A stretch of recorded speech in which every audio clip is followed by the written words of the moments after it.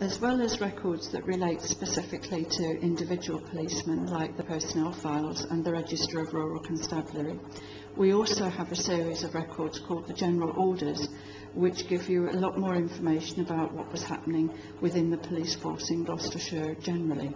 So it will include details of policemen who were commended for very good behaviour or bravery, people who were asked to resign the force or who were demoted because they weren't so well behaved, movements of policemen throughout the county, and other sorts of information about the running of police stations and the kind of facilities that they had.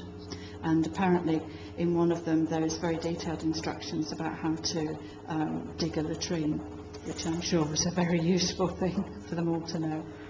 However, we're going to look at the Haywood brothers again, and in particular Robert Haywood, because we know from the Register of Rural Constabulary that he was very badly injured in the war, and he actually had both his feet amputated, which meant that he wouldn't be able to do a lot of the work of a normal policeman, because obviously he wouldn't be able to do a police beat.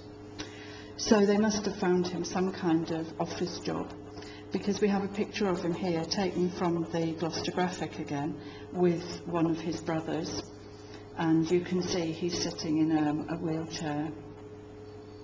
So that's a very poignant picture, but in some ways he was one of the lucky ones because he did have a job to go back to, so he was able to support himself.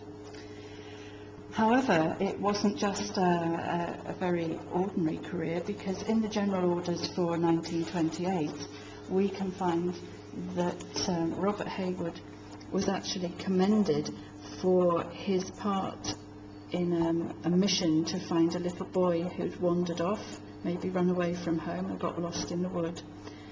So here he is. And this would have been 10 years after the war had finished. So he obviously managed to settle back into civilian life without too much problem. The same, unfortunately, can't be said for his older brother Walter. Now, poor Walter, who'd come through the war without any kind of injury at all, had resumed his police career when he came back from the front. But here, in the General Orders for 1920, we find this very cryptic entry that says that he died as the result of a bicycle accident when on duty. And when we look at the local paper, we can find a little bit more about it. And this poor man came off his bike and hit his head, and they thought at the inquest that he had a particularly thin skull, so he died, having come all through the war without any injury at all, and indeed one of the very few of the policemen who had come back from the front, and then to die like that at a comparatively young age, because he was only 29.